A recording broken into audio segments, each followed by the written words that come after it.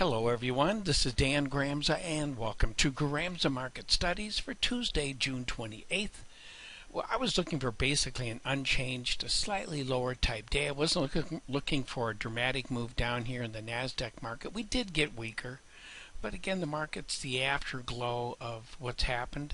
There's enough uncertainty out there that to expect a huge rally, I don't think would be reasonable, but however, to expect buyers to come back in does make sense. If nothing else, you see a little bit of buying here right now in the Asia session, and that could be the result of people just covering short positions.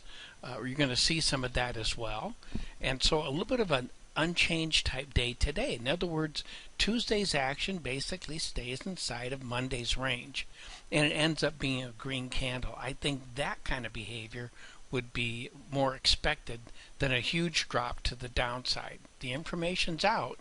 I don't look for dramatic movement down in that market. Now let's move on though and take a look at those currencies. The euro, we are looking for an unchanged type day. It gave us that. I think this is orderly in what we're seeing. I'm looking for more of a sideways move also in that market. Then take a look at what's going on in notes.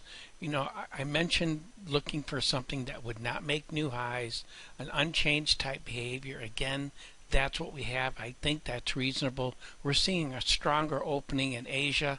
I do not look for follow through to the upside, but actually softening in that market. Now let's talk about gold. Gold's another one. I did not look for new highs. We're not seeing that kind of behavior.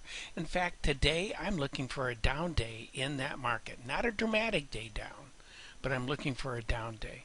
Now, crude oil continues weaker as the dollar continues stronger. And so this is also, I think, logical. Are we finished to the downside yet? I think we could stop and take a breath here. I'm not so sure that we're finished longer term to the downside. And when it comes to the grains, here we found some buyers for beans, July beans, and you can see it traded above its bullish level. The magnitude change between its bearish and bullish level in that market is $1,050 a contract. I do look for a little follow through to the upside, but not a dramatic move.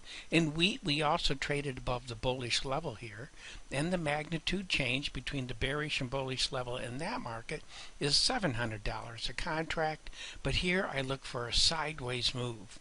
Not necessarily a dramatic move to the downside, but more of an unchanged type move. Well, that concludes today's market studies. Thank you for being with me, and I'm looking forward to being with you again tomorrow. In the meantime, take care.